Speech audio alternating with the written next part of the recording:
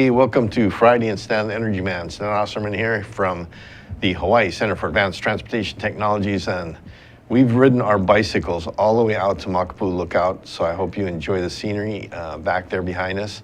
We've figured out how to cut the wind noise down so that you don't get blown out by that, but it was a long ride, but we did okay. A little sketchy by the blowhole, but I think we're gonna make it back too. Anyway, welcome to the show. It should be a great show today. We are going to be talking about bicycles, and a couple of things I want to catch first, though, is this week we had the Verge Conference. The State Energy Office hosted that at the Hilton Hawaiian Village. It was a great opportunity to network and participate with a whole bunch of really smart folks on renewable energy, sustainability, and transportation. And we had visitors from the mainland. We had visitors from foreign countries. We had a microgrid set up out there, so hats off to the State Energy Office for their efforts to put that on and pull it together on fairly short notice. Those things take a lot of planning, and they did a great job. Had a great transportation breakout on Tuesday morning, so thanks to Joelle Simone Pietre for putting that together. That came off really well, and everybody that participated. I mean, the results of the conference are directly related to the quality of the people that attended and their contributions, so thanks to everybody that participated and made that a great event. So today we've got we're focusing on BikeShare Hawaii, or bike, but I wanted to start off and talk a little bit about when I was just a young fella, like 40 years ago. I used to ride my Schwinn 10-speed bicycle all the time, just for transportation, because I didn't have any money to buy gas. And if you remember, back in the 70s, it was a pretty nasty gas crisis. And so I just kind of got used to riding my bike to and from school or work or wherever I was at. And I went in the military, and my first school was in Sacramento, and my wife was pregnant. So I had to leave her the car all the time, and I rode my bike about 20-25 miles every day, going back and forth to work. I'd go home for lunch, I'd come back to the base, go back home, and we lived off base. And at the end of the course, which was about 10 months long, I'm with all these other young kids that are just out of college, and we have to run our physical fitness test, and none of them had been practicing. But because I rode my bike every day, I just smoked all of them. I mean, I ran past every single one of them. And it occurred to me then that just riding my bike every day was a great way to stay in shape, good aerobic exercise, just good all the way around, save gas, the whole 9 yards. So I've always kind of been into bikes. I rode my bike over here today, and I usually do on Fridays from my office down on Cook Street. And it's a great way to get around, very efficient. Orville and Wilbur had their act together before they did airplanes. They were in the right track with bicycles. And so today, we've got a great guest here to talk about what we're doing in the realm of bicycles, not only just riding them, but what we're trying to do to get more people riding them and sharing them. We've got Ben Trevino from BikeShare Hawaii, and glad to have you here today, Ben. Thanks for having me. Welcome to the show. Thank you very much. Tell us a little bit about yourself and how you kind of got into doing what you're doing right now. Well, so I'm finding as I talk to more people in BikeShare that my career profile is a little odd for this. I think typically when you speak to someone who's either the executive director on staff of a BikeShare system, they usually come from planning. And so there's a lot of people that come from the world of architecture or urban planning that are interested in things like transportation, or maybe they come from the transportation world. But my background's primarily been in software and in civic technology. And so my undergrad at Stanford was in computer science. I worked at Google for a few years before I moved here about 10 years ago. And when I moved here, I've always had sort of a parallel interest in the arts. And so I worked for the Hawaii International Film Festival, which was my first experience working with nonprofits. And so I developed kind of an interest in the nonprofit business, the way that they interact with the community and the kinds of benefits that they can provide. And then I spent 4 years working at the University of Hawaii doing data and data-related programming for their economic research organization, UHERO. And so while I was there, I kind of got mixed up with the wrong crowd and did all this civic tech work. And so started working with the city, working with city data on data visualization projects. And it got me involved in the public sector and interested in the kinds of work that you do as a civil servant, or that how the public interacts with their government. And one day somebody brought up, I think I had just finished my MBA, was looking to get back into nonprofits. Somebody said, oh, there's this BikeShare program. They're hiring an executive director, and you should consider it. And I was like, well, I guess no one else has run a BikeShare program, so Why How not? bad could you do? Yeah, right? how bad can I do? I'll try it out. And it turns out that BikeShare is actually a relatively high-tech business. All of the things that enable BikeShare and that have allowed it to work now as opposed to 50, 60 years ago, they're all information technology related. So my background has turned out to be kind of an asset for being able to think about how to plan a project like our BikeShare system. So I applied for the job and worked with the board and have had the great opportunity to work with Lori McCartney, who's BikeShare's CEO, and work together on a plan to launch this system, which we hope will be coming sometime in the next 12 months. Great, that's exciting. And tell us a little bit about how the system works. I mean, it sounds pretty self-explanatory, but like you say, there's a lot more that goes into it. There's maintenance, there's security, Totally, yeah. there's all kinds of things that go with when you're sharing bikes with a whole bunch of people in the general public. So tell us how the system works and what kind of areas that you're going to start it in and things like that. It's one of those things. It's like if you've seen it in another city, it starts to make sense. But before you've seen it in action, like if you haven't been to New York, if you haven't been to Paris, it's a little bit hard because the concept is very foreign. You're used to owning your own bike, Right. and you have a system of where you're going to store it or where you're going to park it and how you're going to secure it. And all those questions are answered in very different ways with BikeShare. And so the basic premise is there's a system that's providing you bikes, and the idea is that those bikes should be exactly wherever and whenever you need them, they should be available to you. And so how that works in practice is there are stations that are strategically located throughout the city in convenient places, and there are bikes available for checkout on demand. And so you will walk up to a station when you need a bike. Let's say you're downtown, you want to go to a meeting or you want to go to lunch, and it's a 5-minute ride away. You go up to a station, check out a bike, and then you ride it. And then at the other end, there should be another station where you are parking that bike. And so you can pick up a bike anywhere where they're available and ride them to any other station. And that idea, while very simple, turns out to be very powerful as a form of public transportation, because bikes themselves are very low impact. And so unlike a bus that has a program, you've got to think about how you're going to schedule this bus Right. and road space. These bikes are very nimble and they're kind of easy to deploy, and they're on demand, right? So you can use them on your schedule. So it's a public transportation option that is a lot more customizable than, say, a bus schedule in a lot of ways.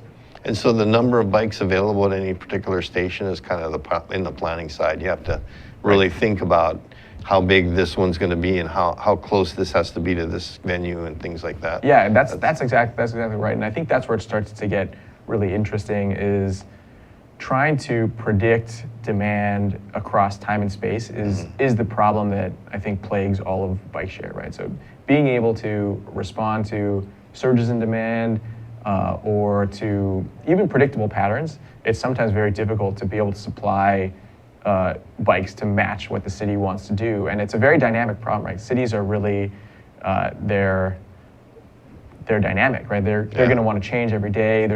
Maybe there's an event one day, maybe there's different weather some other day. And so public transit has to respond to those needs. And BikeShare, to a large extent, also has to respond to those needs just because it's part of the city. And so having a dynamic system is really one of the things technology tends to help with, because you can be tracking in real time where these bikes are, or using some kind of predictive technology to understand how the different conditions in real time are affecting demand. Okay. So do you ever run into a problem where like you have one of those changes in the system, like in the middle of the day the weather changes and people have kind of dispersed the bikes out someplace, and then the weather changes and the bikes aren't back where you kind of expect them to be for the next phase of commute time or whatever? Right, yeah. How do you handle that? Do you have like vans going around and moving the bikes back into the right places? Yeah, so that's what they call in the industry either redistribution or rebalancing, and it is the number one operational cost for all BikeShare. So I think I've heard estimates that it takes up something like 40% of your operational resources to rebalance bikes, essentially get them where they need to be so that they're meeting demand. And there are obviously a bunch of different factors that affect how much you have to rebalance. Like if you have a lot of capacity at all your stations, you can kind of ride out different, exactly, like different surges in demand. But a lot of places don't have that kind of space or those kinds of resources to just have an infinite number of bikes. So you have to take a limited number of bikes and distribute them in a way that is modeling demand as closely as you can. And it really has an impact on use too. So if a user who wants to use BikeShare shows up at a station and finds that they can't get a bike, or even worse, if they find that they can pick up a bike, but they show up at a station they can't drop it off, they won't want to use the system anymore. It won't seem reliable, and so you're masking what would have otherwise been demand, but because the system can't respond efficiently enough, you're losing some of that signal. And so the quickness with which you can respond, or the accuracy you can respond to these signals in demand is really key to being able to put together a BikeShare system. And there's a lot that's not known because it's just so hard to do it, right? And so even when cities are taking a look at the data that they collect, and that's another great thing about BikeShare is that it generates so much data because every check-in, check-out, time of day, you can really get a sense for like what the pulse of the city is at any given time. If you can do that, and people are really starting to look at this data, it still doesn't show everything because there's a lot of latent signals in there because it's just so hard to really get everything right. So do you find that your background in computer science and stuff helps you with that aspect, with predictability and programming and Yeah, I think so actually. So I think in data and data science right now, predictive big data is really the name of the game. It's where there's a lot of interest. And so I haven't had a lot of direct experience doing predictive analysis, but I do find it interesting. I know a little bit about it. And so I think being able to bridge that and understand some of the language and what's possible. And then also, actually where I did my undergrad at Stanford, there's a lot of great big data, data science research going on. So having access to some of those resources, being able to think about that has been at least giving me some ideas. I don't know. We'll see how practical it ends up being. I think we need to put some bikes on the road first. Okay. Well, the big question that I always get right off the bat is, okay, so what's the business model look like? So how does this actually work from who pays for it and how much does it cost and those kind of things? Yeah, that's a great question. And it's also evolving. I like to describe BikeShare as an industry as the Wild West. Everyone's trying to figure things out. Everyone's breaking a few rules to do it, and with varying levels of success. And so there's a variety of models that go all the way from a completely for-profit company to something that's entirely supported by the public sector or the government. And some are completely supported by local or municipal government, and some of them are just totally funded by the feds. And there's combinations of everything in between. Sure. And so what we have tried to do, since we're a little bit, we're coming on the tail end, I think, of all the larger cities that have implemented BikeShare systems. So we've had the opportunity to learn a lot from what other cities have done. And so we think there's a nice blend of basically, there's a variety of opportunities. And one of the things that's unique about Honolulu is that our strong visitor industry actually creates one of the most powerful opportunities in BikeShare, which is that there will be a lot of casual or recreational use. Sure. And so if you can use the bikes in a recreational way, the value to the user is very different than someone who wants to use them as transportation, right? The demands of daily transportation are such that you would want to keep your costs kind of low, versus if you're just going out for a ride for fun, that could be worth $5 to $10 for you, right? Sure. For a single ride. Yeah. So having that is one asset. I think having another part of it is that BikeShare is a really useful tool for a lot of other social issues, right? So you mentioned fitness and exercise. So I think for any community health initiatives, there's a lot of places where you can get funding and support to implement community health programs through BikeShare. There are economic benefits. If more of the community is biking around, local businesses can thrive a little bit more because there's more foot traffic and there's more people that can stop, as opposed to a through lane that's just on a highway and no one try really and find a parking space. Exactly, on King Street. So there are a variety of other benefits that imply these other sources of funding.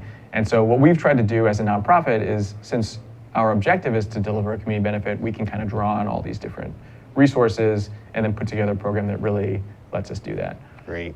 Okay, we're going to take a quick break here and come back and talk to Ben Trevino here about BikeShare Hawaii and what's going to go on in Honolulu and what the big plan is, where we're going to start, and how we're going to expand out and cover the different communities and all that good stuff right after this break.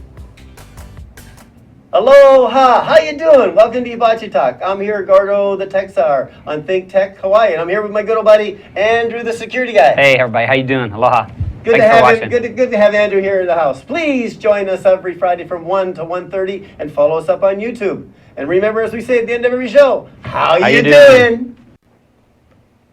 Aloha! I'm Chantel Seville, host of the Savvy Chick Show on Think Tech Hawaii. This show is for you. It's all about inspiring and empowering girls of the future to do what they love, get out there and be healthy, fit, and confident. If you're up for that, 11 a.m. every Wednesday, I'll see you there.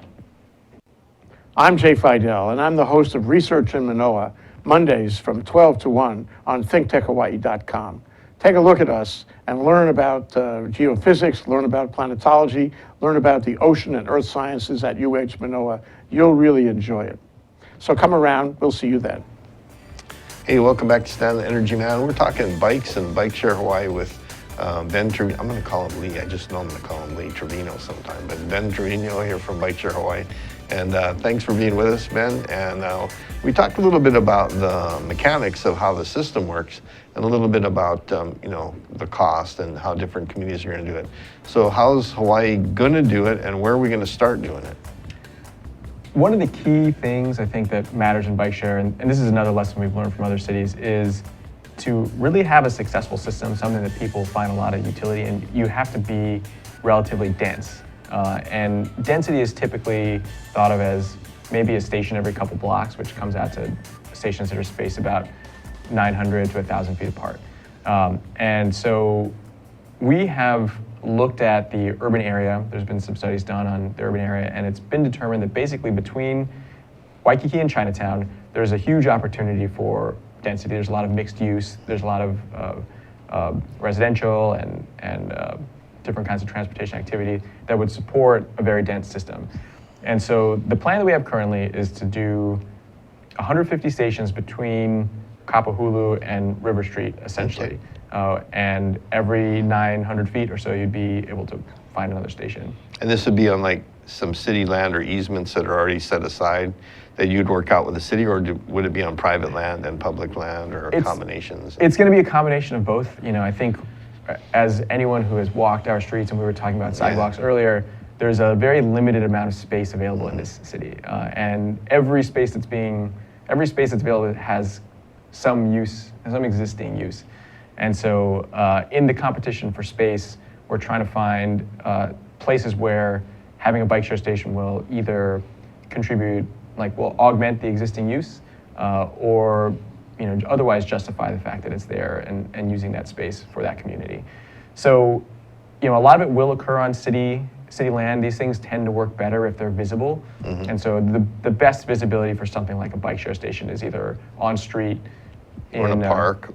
In a park, or on a sidewalk, basically, right, where people are gonna have really easy lines of sight, because you're riding around, you want to park your bike. Mm-hmm. If you can't see it, then you don't know where to go. Right. So, but there will be a combination of private and public sites, some stuff on state land, some stuff on city land. And one of the things that I've been learning a lot about is where people's various property lines lie and where the jurisdictions setbacks are. And easements and okay.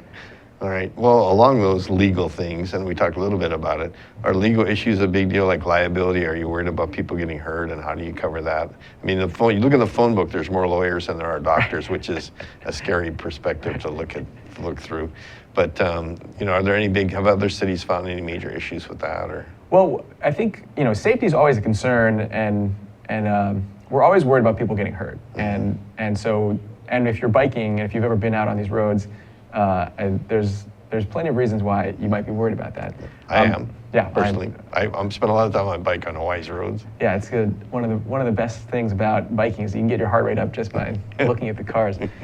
So I think one of the things that's been very reassuring about BikeShare in this realm of safety and liability is that it has an excellent track record of safety. Mm-hmm. There have been no fatal bike accidents relating to BikeShare in the United States, and hopefully there aren't any in the future.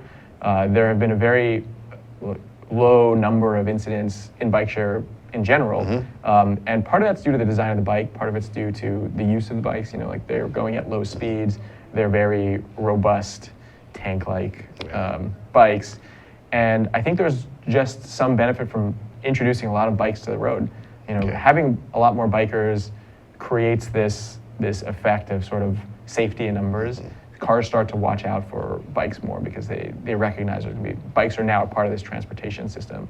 So there are a lot of benefits from a safety standpoint to the bicycling community in general.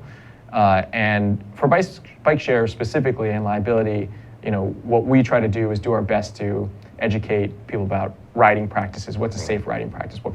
Where can we direct people so that they're in the lowest pressure environments or in the safest. So as part of their membership, they should probably get a little bit of training, at least, so you have a baseline level of their safety training and things like that. And so we're already planning, even before we launch, to do some clinics. We're going to try to get some of our bikes in early and have some pilots so people can get used to riding the bikes, and we can start developing some of these training programs. Having partnerships with local organizations like Hawaii Bicycling League has been great because they're so good at training people. They have so many years of experience running education programs, and they really have that nailed down. So being able to work together with them, I think, is going to be one of the ways we move forward. Have you had a great opportunity to share ideas with the county, like especially Oahu, Honolulu County, on where they put bike lanes and routes and things like that? Because those who were talking before the show, I rode my bike from Waikiki back to here, and I hadn't ridden that route. Right. And it occurs to me it's probably good to do some route study with your car before you go out on your bike, because you find things that you weren't expecting when you just start hitting the pedals and go out there. But are you going to recommend some paths for people, or are you going to recommend the city put bike lanes or change bike lanes? Well, I think that's a great point and a great question, and I think we have been thinking about it a lot and planning to address it in a couple of ways. One is, one thing that I've learned biking around here is that the places where you would bike are not necessarily the same places you would drive, right? I mean, the best routes for driving are going to be very different from the safest routes for biking, the ones that are most comfortable. And so a lot of times as a driver, if you want to start biking, you probably don't know where these routes are, right? You would tend to go on your driving route when the thing that you should do is probably find some other way. And so how do you introduce people to these new routes? How do you get them to what is a safe biking route? And so one way to do that is with signage and wayfinding. So there already are, I think, pretty good bike facilities, and people may not know where they are. So just being able to draw attention to them with signs or direct them to them with sharrows on the road, I think will go a long way. And then it's a relatively easy thing to do without having to introduce kind of large-scale new projects. I think BikeShare will provide another opportunity to look at where people are picking up bikes and dropping them off, and use that as justification for, well, we could really use a bike lane here. There's a lot of activity and a lot of interest in kind of doing this route. And I think that's a lot of what these projects want to see. The public is dealing with limited resources. Everybody needs to use our transportation system. And so I think rightfully so, they question, if we put in a bike lane here, is it going to make sense? Is it going to be used? And so being able to show that there is demand and that people really do want to use it will be very powerful. And so I think BikeShare can help move along some of the bike lane conversations where the city wants to put in bike lanes and just hasn't been able to because it's hard to show that they'll get used. Well, I'm not going to ask you your opinion because you have to deal with the city, but I'll tell you my opinion on the new bike lane on King Street, which is a pretty decent undertaking. I mean, that was a lot of work, but it scares the bejeebies out of me. I do use it for a short stretch because I just mostly go to the Capitol and back from Cook Street, so I don't use a lot of it. But I do drive to Manoa, and I have to cross it when I'm driving my car. And I've been in that area before. I used to work on Yonge Street and stuff, and I asked somebody, why didn't we make Yonge Street one way going Diamond Head and another street one way going the other way, and make it so that we widen the sidewalk and we put in a bike lane that's protected and put some nice trees in and make it a great pedestrian bike walkway. And the biggest feedback I got on the negative side was because you'll take away parking. And so there's a lot of factors that go into this. But for me, when you put bicycles next to a bunch of cars on 6 lanes of one way going that way, trying to make all the lights, they're interested in speed. Right. And the bikes, you got everyone from little kids riding bikes to, Lance Armstrong characters, zipping back and forth to guys like me who are, I just want to get there. Right. So I'm going to do I'll change gears to just get me there and face the wind. But, you got all kind of folks riding bikes, and the idea is to get folks to walk more and bike more in an environment where they like to walk and bike. Right. That doesn't take away sales from the businesses that are on the streets or parking and things like that. So Right. there's a lot of challenges there. But, I will ask your opinion. Do you think that the city really looks at all that stuff as they're designing these bikeways? I think they do, actually, and I've been a part of a lot of those conversations, and they're very conscientious about all the different perspectives, and they really try hard to go out and do public outreach to hear the community out.